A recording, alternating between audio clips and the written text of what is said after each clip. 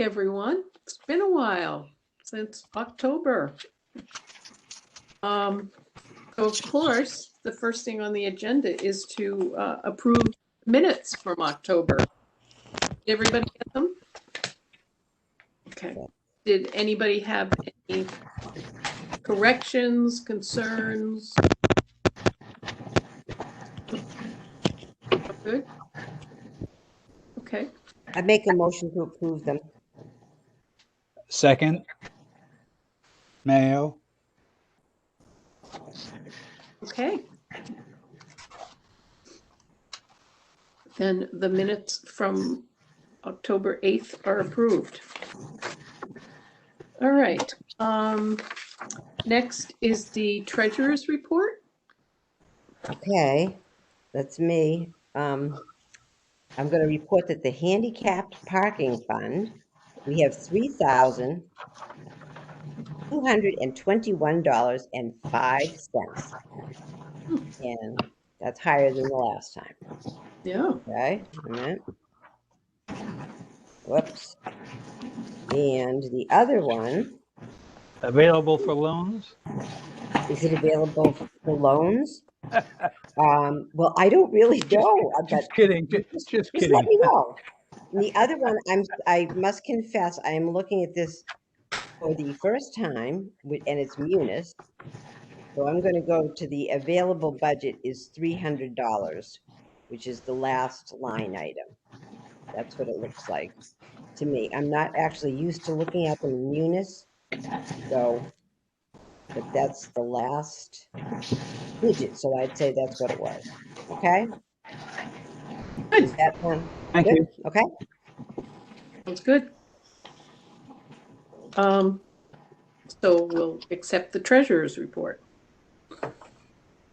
I think we need to vote on that. Move to accept, Laura. I'll second the motion. Thank you. Mayo. The treasurer's report is accepted. Although before I move on about that, we had a discussion back in October about how best to use the money in the handicap fund. And I know one of the things Lindsay mentioned was a suggestion about some of the businesses in town who might want an automatic button or an automatic door opener. And did you do anything on that, or did we just kind of leave that as a suggestion at this point? If I did, I don't remember anymore. So I apologize. It's been time. That's okay. I mean, I know we also talked about some other things, how best to advertise that the money is available. But I'd like to, sort of put that on the project list for this year. I know in the past we've given the money to Triad to help with wheelchair repair, but they're really not doing a lot of that anymore. And I think at one point, Lindsay, you questioned whether it was okay or appropriate to give to another city department. Is that? Oh, there are other agencies, and I dealt with this with, when I worked for the state, that there are other agencies, and there used to be one in Northampton, was the closest one I could think of, that actually adapted chairs and any other equipment that people needed. And they were very precise. They were highly recommended, and I'm not sure if they still exist, because I was a state employee last in 2000, and they were at the let's see, where Coca-Cola used to be in Northampton. There's an Yep. industrial park somewhere around there, and they used to be right where Department of at the time Department of Mental Retardation was, and adaptive equipment was their was I think was the name of their company, and DMR worked very closely with them with adapting chairs and any other equipment that they needed. But I'm not even sure if it still exists. But they were a great resource. If they still exist, I would highly recommend them. And they were through the Department of, which department were they through? They worked with DMR, but I'm not sure they had a contract with DMR, Okay, but they weren't exclusively DMR employees. okay. Okay. Well, Lynn, I looked up real quick the law around what we can do with this, because I figured I might as well.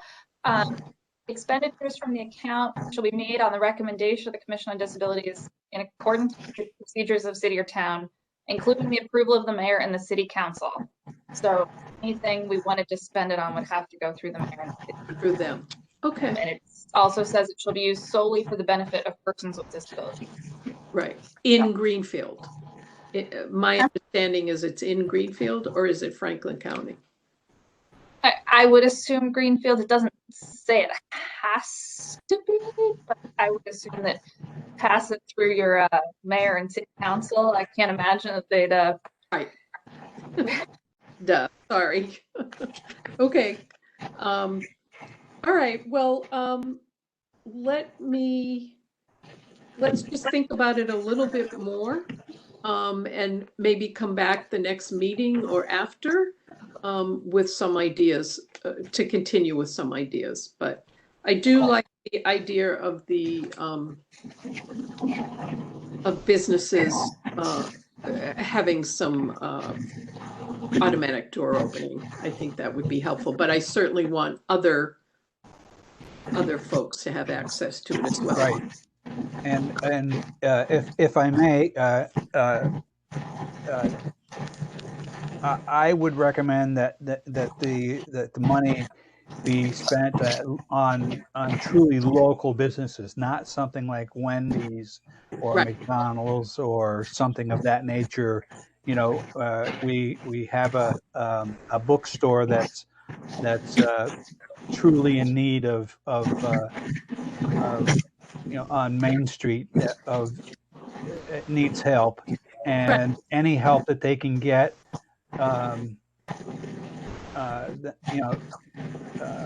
would be entirely grateful, I'm sure, and a button to help, because there's that I don't know, whatever that corner is, that sometimes that corner there is very windy, and it's sometimes very difficult to open up that door.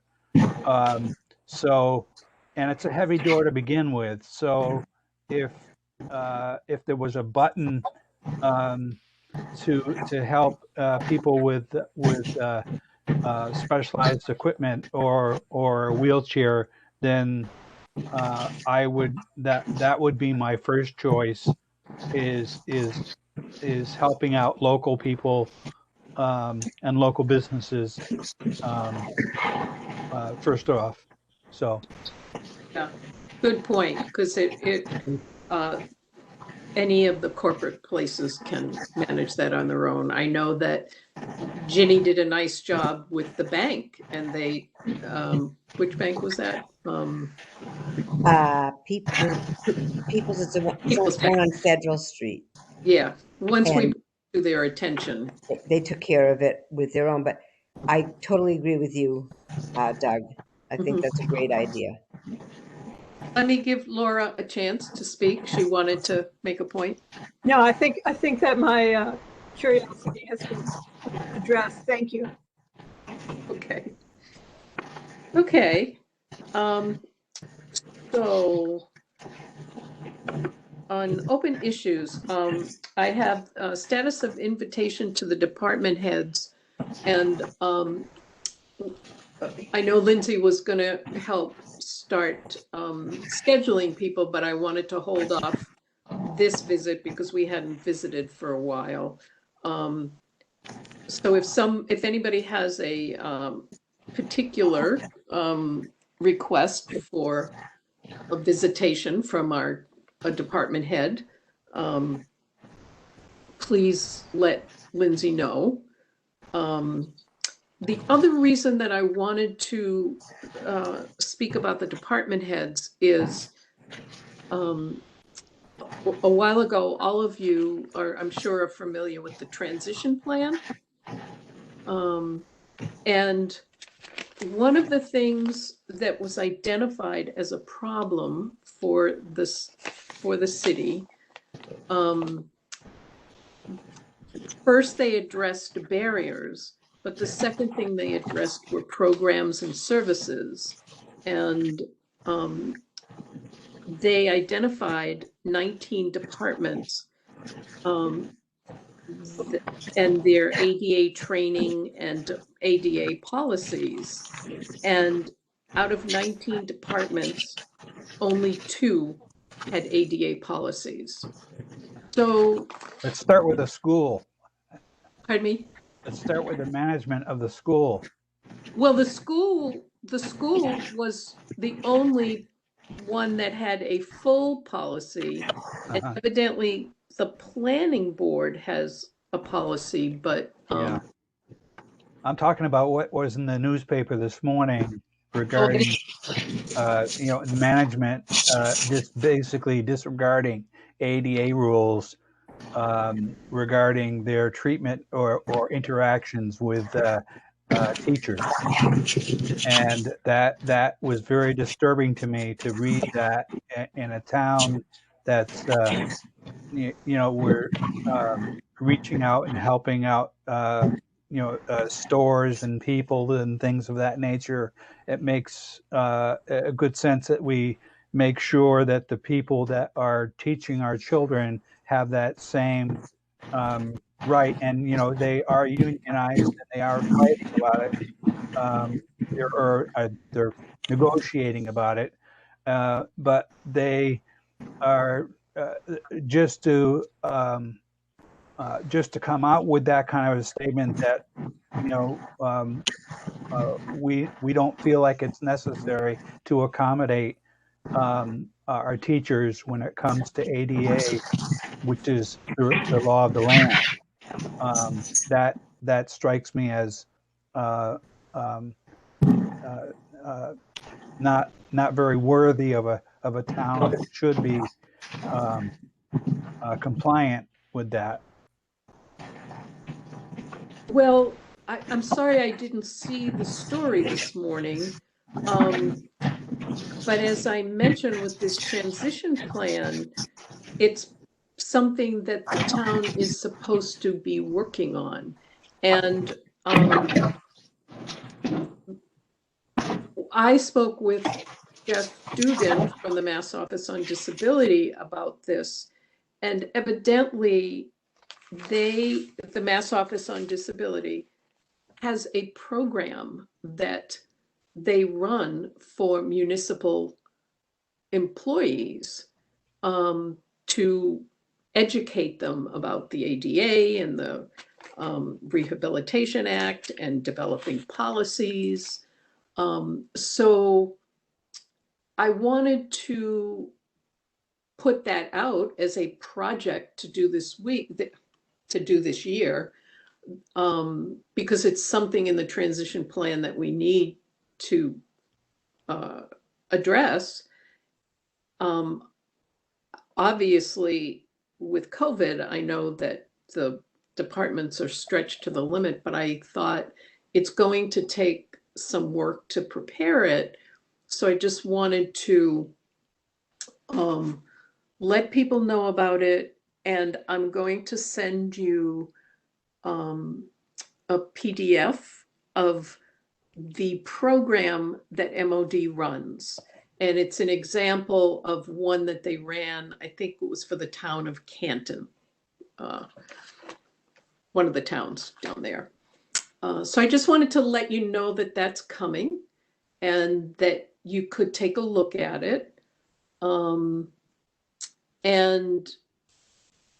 my question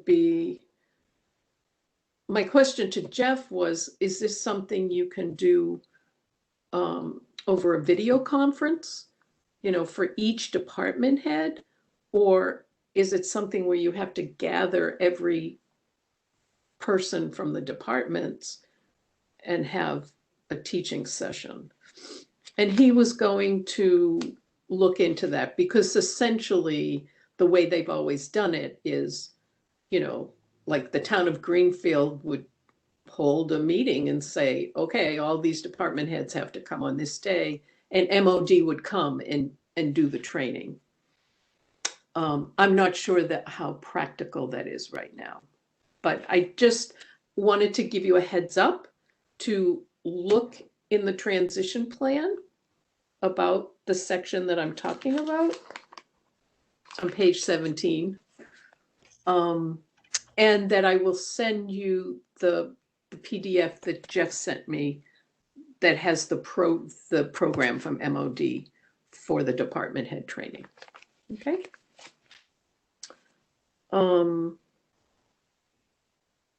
So that's that. The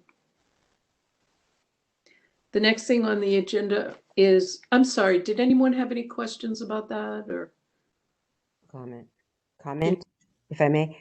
Yeah. In that case, I think that the one department head that you'd want to start off with first would be either Chief of Staff Danny Letourneau, Right. the mayor's office, and at their availability, because they're the ones that call the shots for the other departments.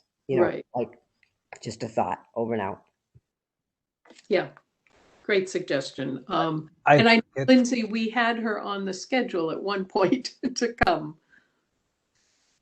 Yeah, I believe she was on the schedule for November, and then they were going to come in December. But Okay.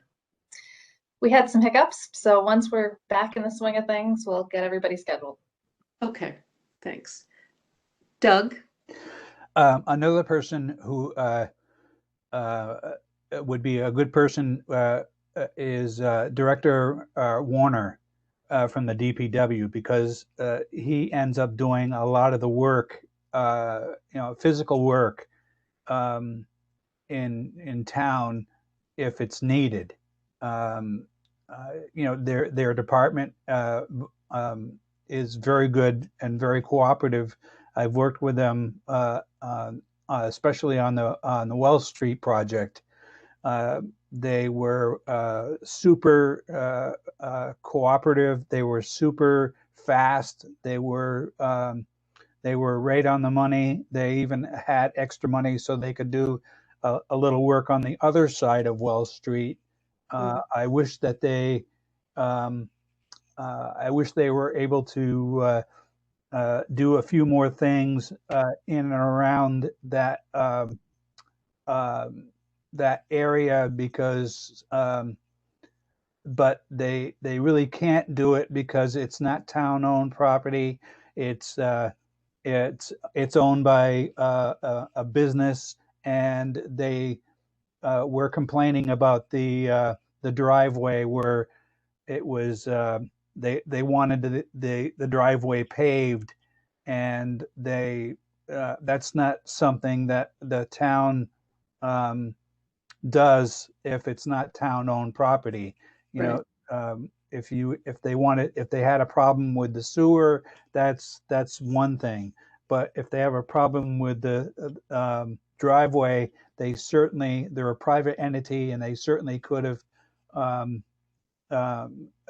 done that themselves. And they, if they have enough complaints about from their employees, I would absolutely do it. If I had 20 employees, saying the bottom of my car looks like my muffler is dropping off, I think I would complain. I think those complaints would go a long ways. Yeah. We did contact that company once. We can certainly do it again.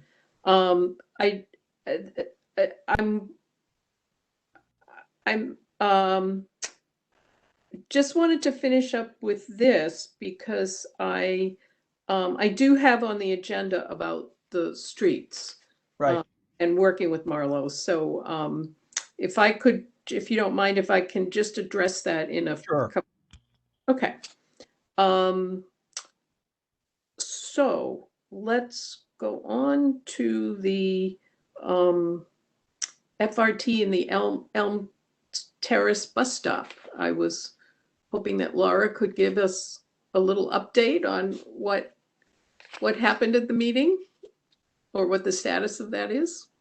Oh, well, Ginny and I attended the parking and Traffic and Parking Commission meeting, which was a couple of weeks ago. And at that, I had not attended one of those before. So at that meeting, was it Alan Twyrock? Is that the name I recall? Simply gave a report of what FRTA's intention is to address the bus stop situation at Elm Terrace, and so they have designed a very expensive workaround, and plan to build a new bus shelter on Elm Street with an extremely long sidewalk approach that will be graded properly, we assume. And so I believe that as far as FRTA is concerned, they probably consider that they have done all they need to do. However, very characteristically, they did not call for any bus users' input on how functional that approach would be. Yeah. And the folks I've talked to here at Elm Terrace have all shook their heads like, that doesn't even make any sense. So it just looks like they're going to spend a lot of money on something that's of questionable use. And as far as I know, it's not open to discussion and has never been in all of this process. However, I will be attending the meeting, which is at 4:00 this afternoon, and see if there's any room for negotiation at this stage of the game. Okay, thank you. Well, please get back, and thanks for all you've done. It's my pleasure. Okay. So just keep us apprised. Did you say keep us surprised? No, not surprised. Okay. Surprised. But we will be surprised. Or maybe we won't be. We were very polite. May I speak? Yes, We were Ginny. very polite. I could hardly keep my tongue in my mouth, but I thought I'm glad that they're doing the sidewalk on, what's that street? Begins with a C. It's actually, they're doing the sidewalk on Elm Street. And Elm? And West Street. No, West, not for the Elm Terrace Bus Stop. Columbus? Oh, okay, got it. Not on Columbus? No, there's nothing to there. No, they're ignoring Columbus Avenue. So at any rate, it's a long walk. Lynn and I have been there. We said that. I told them how I got on the ground with the level on. I don't know how they're going to make it. How they're going to make, and I kept going like this. The angle's like this. I don't know how you're going to do that, but whatever. That's all I have to say. Frustrating. Okay. Oh, I might just comment that, Bob, your remark about that it might be easier to move Elm Terrace than it would be to get FRTA to comment us is, I think, a point well taken.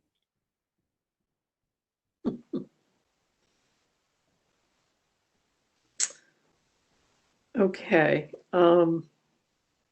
So next on the agenda is building accessibility and including us in the planning stage.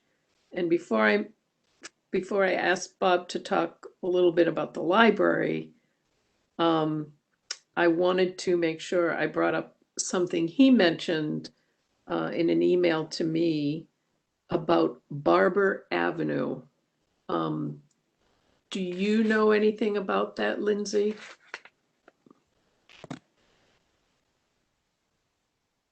Does not ring any bells. What about Barber Avenue?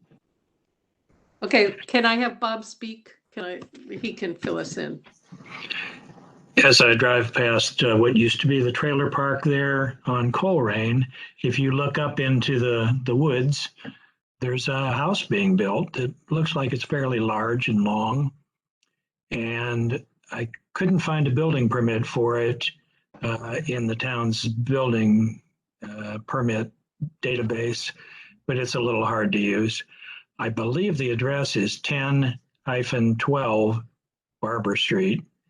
I did drive by there, and it looks like there'll be a step up onto a porch, both in the front and the back. So if it's 3 apartments or more, I'm recalling that 53 Pierce Street was a topic of some discussion because they should have made their apartments accessible. So if we have a chance to step in, if that's indeed what they're building, a 3 apartment or more house, then we need to get them to make it accessible, is my understanding of the rules. It could be a duplex, it could be a single family home for all I know. Now that I know where it is. I'm sorry, Liz. Sorry. Is that better? I think I heard that was a single family home, but I don't have, because I remember someone commenting on how large that home would be. I don't have on that, but we can turn into it. Is that something you could look into for us? Sure. Okay. Because it also brought up the issue of the CDA being included on the planning board email chain, and we haven't seen anything since, the beginning, over a year. And I didn't know if something had changed or if we'd gotten missed, or if there just hasn't been any building. So do you happen to know? I don't know, but it is true that I have not seen anything from Eric since COVID. So okay. I can send him a note. That would be good. Okay. Yeah, if you could just check to make sure we're on the email chain. Okay. Ginny? Just briefly, I think that we have to, that's one of the things we really have to make sure, we have to say it politely, but even after we asked for that policy, McDonald's happened without the right parking spaces. So I know that Lindsay, you'll handle that beautifully. Thank you. Okay. And if Bob wouldn't mind just giving a little update on the library? Well, they seem to be on time and on target so far. Everybody's a little worried about the fire station getting out of the way of the library. My understanding is that the uh, April groundbreaking that they were so concerned about is not going to happen, but they have the assurances from the Massachusetts Board of Library Commissioners that that's okay, that we are making progress. They can see that we're making progress. So it will be, I think July 1st is the next date where they supposedly have to break ground, but that may be a ceremonial kind of a thing. They have been putting out the contracts or the request for proposals. That's probably not the term, from the companies that are building the temporary fire station stuff on the parking lot there across from the Salvation Army. And they've had some troubles. They had some submissions at the start for I believe, the apparatus bays that didn't meet the laws for procurement, that they didn't supply the right information. So they had to go out and ask for them again. I think one company came back for a second time and they had a good proposal. And then there were a couple others. So they seem to be happy that it can be done. But a couple of the proposals said it would be late July before they'd be done. And that's too late to get out of the way of the library. You'll know that we did have some participation in the 75% construction design review. And it was very difficult because they sent out files that, even with my computer knowledge and a fairly robust computer, I was having trouble opening the files. They eventually broke them into several different files so we could take some looks, but I kind of concentrated on that back patio that now has a ramp on it and looks pretty good. The last discussion I heard was that they're short about $5,000 to put benches in the back patio.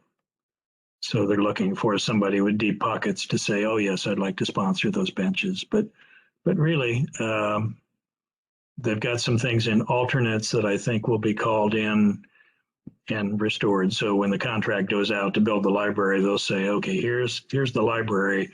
And then how much would it cost to have reflective glazing between the glass panels? And, you know, the Energy Czar for the town is very, very excited about getting that back in there, but it is the number one thing to come back in. And then there's some question about landscaping costs, and maybe we'll have to defer some of the landscaping around the library. But I don't think there were any accessibility issues that are outstanding. Mm-hmm.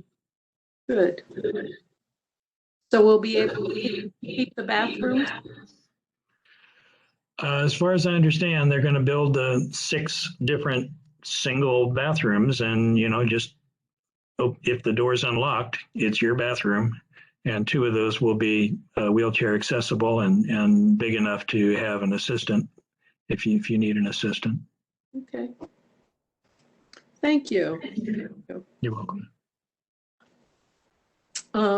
Okay, next on the agenda is, I think Laura has a question. oh, I'm sorry, Laura, go ahead. That's okay. Just a quick question. What did they end up deciding about the designations for the bathrooms? Are they putting gender identifications on the doors? Do we know?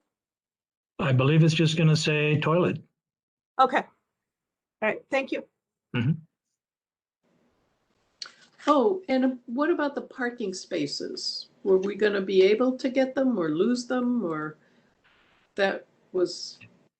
It was very interesting because when we did the 75% design review, they were back to having a minimum number of handicap parking spaces. They were close to the building. It was a good place to put them. But all along, Ed Berlin and others had been saying, we're going to make this an exemplar kind of a library. It's going to be very accessible. There'll be more than the minimum of parking. And when we raised that question, the designers said, oh, that's the first we've heard about you wanting more than 3 parking spaces. So I'm not sure what the current status of that is. I think that Ed was going to advocate, and Lynn had mentioned, putting signs up like the senior center has, where it's for our friends who have accessibility issues or mobility issues. So it's not an ADA parking spot, but it is close to the building. So I believe we're going to get some of those, but they don't want to make more handicap slots with hash marks to be able to dismount and mount, just because it then starts stealing parking slots. Don't know. Okay. Well, we're doing our best.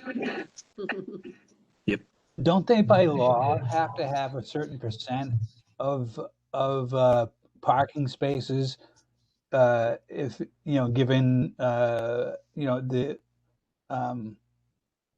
I'm not sure about, or given the use of the building, They that it's a They do. I think publicly owned it's. building. I think it amounts to 3, Doug. Oh, okay, thank you. And one of them has to be a van parking slot. Okay, So boy, that's slim. that is slim.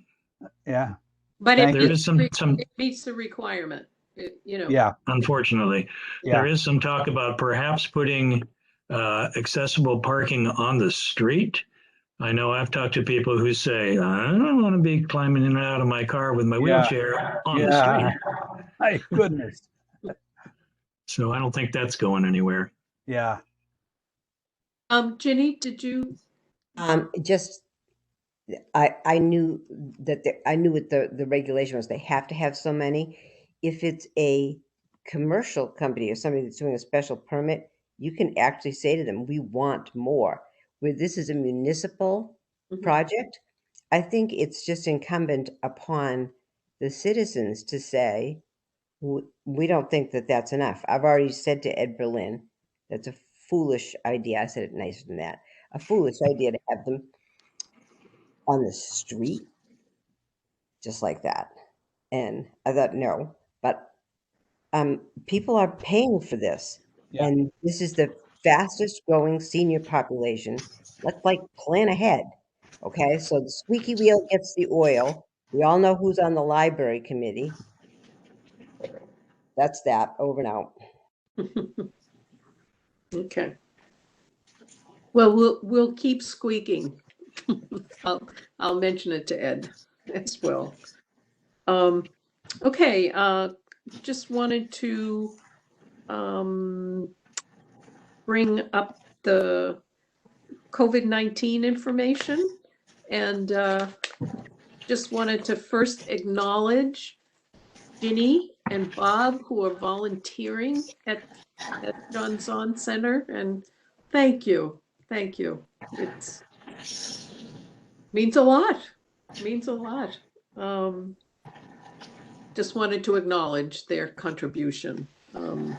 And that I'm sure some of you probably saw in the paper that the sheriff's department is vaccinating people in their elder citizens in their homes at the Hunger Street building and at Elm Terrace. I think, did they start that yesterday or? Yeah. And They did it Monday. They scheduled for Monday and Tuesday, but surprisingly, the turnout was not as heavy as they had hoped. I believe that they ended up finishing everybody on the list on Monday.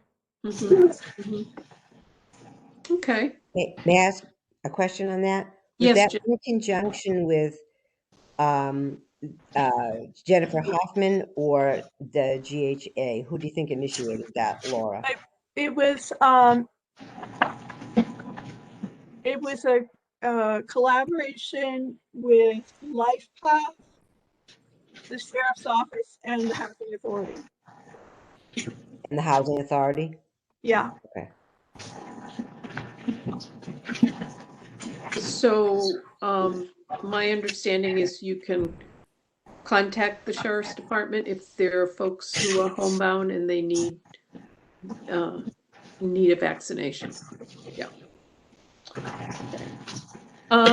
Next on the agenda was what I called review of streets needing repair, and I'll circle around to Doug's suggestion about Marlowe Warner.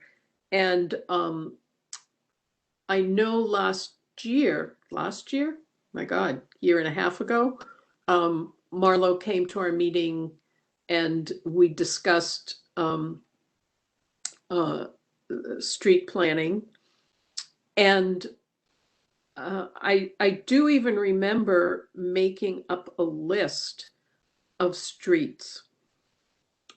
In the transition plan, there are all the streets that need repairing, and they're delineated by need, priority need. So I just wanted to update that list for Marlo now because it's spring and I'm sure they're doing their planning for the summer. So I wondered if somebody could take that on to take a look in the transition plan and check in with Marlo to see where we are. You want to do that, Doug? I can do that. Okay. Okay. Thank I'm you. going to go back through my notes because I know we had a list and he had started working on it, but I don't know where he finished. Right. But I know- he's also identified West Street in the CBA block grant, that money from that was going to be used to fix West Street. And I'm not sure if that's on the transition. I don't have the transition manual right here in front of me, but that I've walked it myself and that's in pretty rough shape, but I don't know if it's on the transition list. Yes. I will take a look at that and get back to you. Thank you. Okay. Then, I noticed I was helping up in economic development once. They have a map. I don't know if it's still there, Lindsay, but that would help you, Doug, a lot. There's this big color poster with the ones that are the worst. Isn't that true? So that might help with some of the work. It's the one, I believe it's the one that we've given to DPW. I'm sure, I know that they have that as well. So, and I know they keep very detailed maps of the sidewalk and the street conditions all over the city. Yeah. I've seen. So I know that they have that map available. Okay. I thought so. And Bob brought up the question of the Arch Street Bridge. You know, the sidewalk and everything looks wonderful until you get under the arch. It's very narrow. And I did talk to the director about that. Mhm. He said there's a problem with you can't get a wheelchair on that sidewalk Right. because it's too thin to Right. get a working wheelchair Mhm. through that area. And I said, even if you extend it, I mean, because it's only a one-way, drive anyway. There used to be a wooden ramp or a wooden ramp attached to metal rods that stuck out maybe 5 or 6 inches that may have given you, but I think the condition of underneath, that whole walkway is, the DPW when they did the repair, they didn't do underneath because I think that's owned by the railroad. So we either have to come up with talk with somebody from the railroad to see if they'd be willing to help shore up that walkway and see if there's any way that they can extend it. And I know it's a little hard because all of a sudden you lose light when you go down Arch Street. You're blinded for a moment both ways, and it's it's hard to see whether or not there's metal work that's that includes the walkway that's in your way. I'm not, and I think Marlo was concerned about that, along with the railroad actually owning the property, and they went as far as they could with the money that they had, which was just beyond the arch itself. Maybe they went to that parking lot where the beauty shop is, but I don't think much further than that. Right.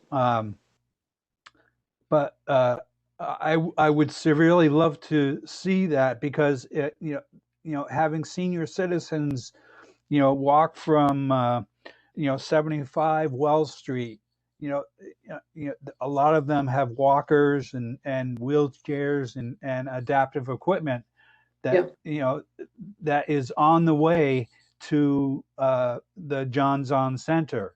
And if they could only fix that section, it would cut their route quite a bit, and also fix a very dangerous problem. Yeah. But I think it's worth it to talk to Director Warner to see if he has any ideas. Does he recommend calling the railroad, or call and finding out if there's any money available, or if they'd be willing to donate, like they were that little pocket park. They were going to be donating demolition of that and of that building, and they ended up doing that. So fixing this small little area that would help people with handicapped issues get to John Zahn Center would be a magnanimous gesture on their part. So it doesn't hurt to ask them. They could say no, but they could also say yes. So just to be clear, when was it the railroad who gave the money to the park? What? No, no, they didn't give it to the park. They gave it to the demolition of 188 Main Street. Oh, okay. So. And we were supposed to put a pocket park there that turned out to be not feasible. Either the town didn't have the money at the time, or they didn't get a grant, or whatever the case was. It just turned out not to be feasible. But they, as far as I understood, that the railroad gave at least $5,000 to demolish 188 Main Street, and maybe they'd be willing to shell some money up for that repair underneath Wells Street, which is a viable a real source of getting to the John Zahn Center for our senior citizens, and it would be a great gesture for them to do. So when you speak with Marlo about the street repairs, yes, would you ask him the best way to get in contact with the railroad people? Yep, I will do that. Thank you. Okay. Does that answer your question, Bob, about the Arch Street Bridge?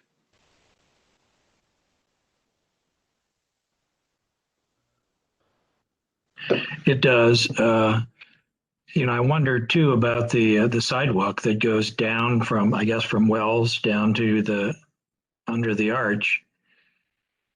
Are there resting spots there? Are there flat spots for somebody in a wheelchair? It seems like it's more than 1 in 12. Right. It is. And if you look at the ADA rules, they say there are just some things you can't do. And I think they mention railroad arches as one of them, and say you can declare that not an accessible route, which would not deter anybody at all, I don't think. Mm. But then maybe it excuses the town of some liability. I'm not sure. I swear there was something that said about putting a barrier in the way so you wouldn't try to take a wheelchair down to a spot where you would get stuck or hit by a car. Yeah, and on And top of that, that stonework arch and everything that holds up the railroad track, it's not like you can bore another pedestrian walkway through that. yeah, We could ask them, but I don't think so. I don't think so either. Okay. All right.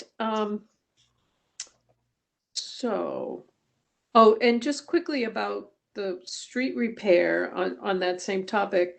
I'll send out to everybody. Ginny had sent me a announcement of a workshop, public right-of-way workshop, which looked kind of interesting and pretty timely right now, in terms of dealing with streets and I'm sorry, what is Lindsay, what is the program? Something streets, safe streets, or There's a shared streets program. complete streets. Complete streets. Right. Yeah. Anyway, I'll send that out along with the other PDF that I told you I'd send from MOD, if anyone's interested in that. Okay, in terms of new business, I wanted to let you know about membership changes. As you all know, unfortunately, Margot passed away last October. And thank you all for your donations. I gave the money to the library fund, and her name will be posted as a memorial there. So we now have Bob, who's joined us, which I'm thrilled about. We have another person who's going to be coming as an alternate. Celeste Lunt has put her name in. And I think all of you probably got the email from Ginny that she put in a change to the charter so that the number of members that we have will be 5 rather than 7. And that should really eliminate the quorum problem that we've been having. So just wanted to let you know about those changes. And I think, Ginny, when the charter review is complete? No, that will be, if everyone approves of it, then it will be voted in this month from A&O. And so we'll have 5 people with 2 alternates, and anytime someone was absent, you can move the alternate up, but it should probably go through on the 17th of March and then be effective as of that day. Is that correct, Doug? Isn't it effective? It has to be voted on by the city council. Right, the 17th is the city council, but then I think, isn't it correct that the day that we vote on it, it's effective? Yes. Yes, thank you. So, and Celeste will be a wonderful new addition also. Yeah, and what But I'll go, I mean, maybe I shouldn't speak of that ahead of time. I don't know about that, if that's proper or not, but I feel that we're lucky to be. Well, I think one of the things we've wanted to do for a long time is to have someone with experience from the school world. And she's worked in the school system as a behavioral person. So Now, if we can just get someone with some vision problems, we'll have a full spectrum. Anyway, so just quickly, I wanted to mention, and Robin can bring this up, the conflict of interest training. I think, did everybody get that information? And I'm going to have Robin speak. I think, yeah, I think I got from everybody except I think since Bob was new, he probably completed it when he did his paperwork for joining the commission. So we should be all set. Okay. Is that true, Bob? Did you get that? Yeah. You're muted. Can't hear you. I sent my completion certificate to the clerk and she said she received it. Okay, great. There are two items. One is it's a summary of conflict of interest information, and at the end of it, there's an acknowledgement form that you've received that summary, and then there's also the training. So the thing that Yes. I was pulling together was this acknowledgement. So as long as you got both those done, we should be all set. Yeah, she had us sign the acknowledgement that we received all the goodies when she swore us in. Perfect. Excellent. Okay, great. Okay, and just quickly, I wanted to mention the emergency preparedness with MOD. I saw, Laura, you sent me the letter that you sent to MOD. Oh, I think we're having some video problems. Laura seems frozen.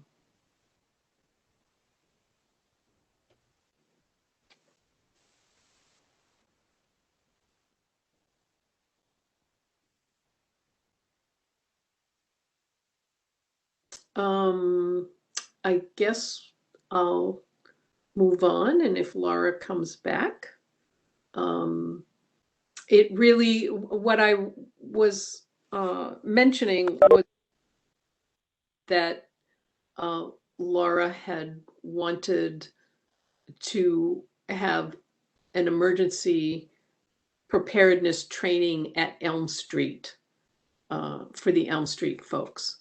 And she sent a letter to the person at MOD to see if that was possible. So we'll keep you apprised of that outcome. Okay. And, oh, hi, Laura, you're back. You can't hear you. Hi, can you hear me now? I can, yeah. Okay. I am having computer problems. My technician is coming at 2:30 or maybe sooner. So I probably will not be able to stay on the line too much longer.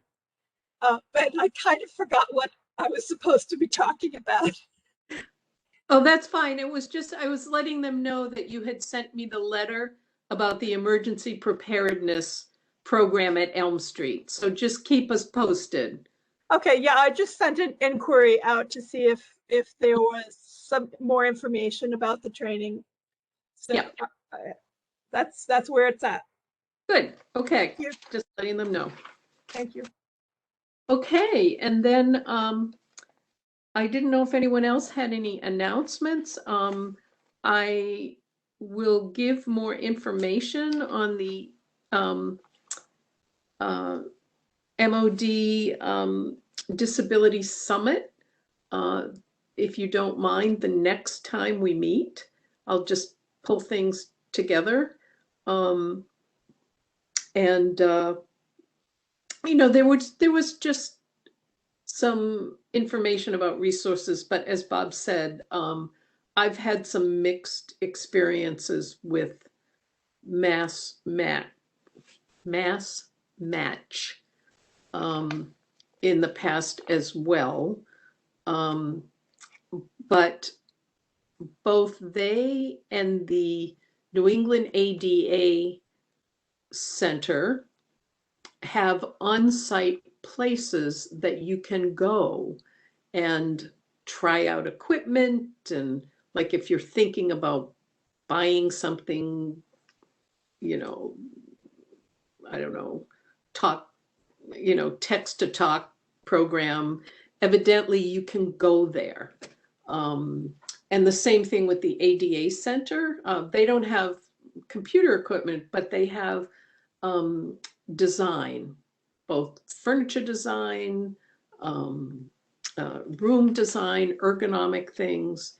So it's my hope, you know, it's on my post-COVID list to take a field trip to one of the places, and thought it might be kind of fun to do.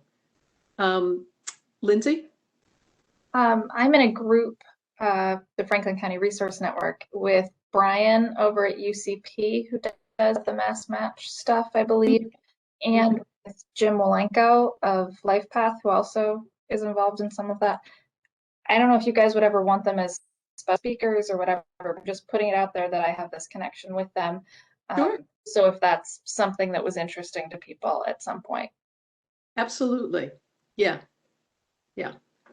But as I said, I'm kind of a hands-on kind of gal, so I'd like to go to some of these places and actually see them and touch things, and so it might be kind of a fun thing to do. Anyway, and I'll give a little more information on that. And then I'm sorry I don't have it handy. There was some kind of FRTA program that had an announcement. Does anybody have that? No. I'll find that, and I'll send that out too. So that's it for me. Did anybody have an announcement or something, anything that they wanted to, anything else that they wanted to bring up? Laura?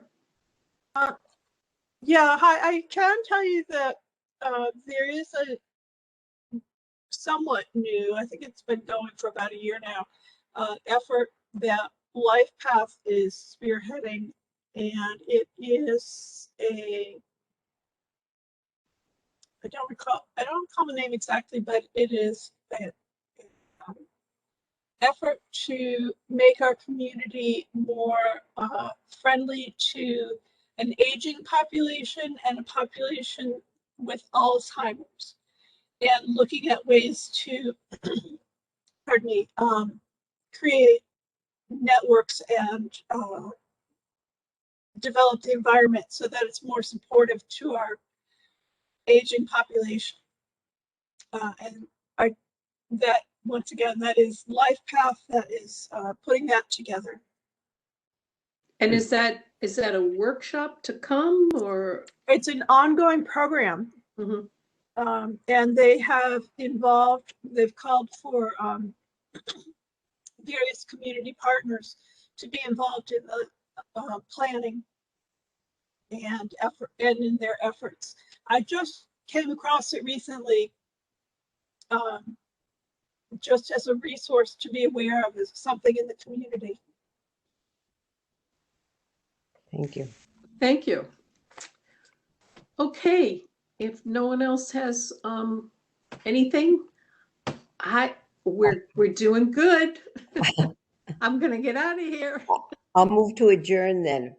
Thank And good luck today. Thank you. Thanks. I said I went with my husband yesterday, and he got his second shot, and I started to cry. I was very moved. I don't know. Anyway, I was taken by surprise, but I'll try to maintain my myself today for myself. Anyway, I second the motion to Everybody, adjourn. before we second or first, just a note that the next meeting is April 8th. April 8th. Yeah, Same that was an time. error. I'm sorry. That's okay. I also got it wrong in the agenda, so. Yeah. Thank you for keeping us on track. Thank you, everybody. Okay. Thank you all.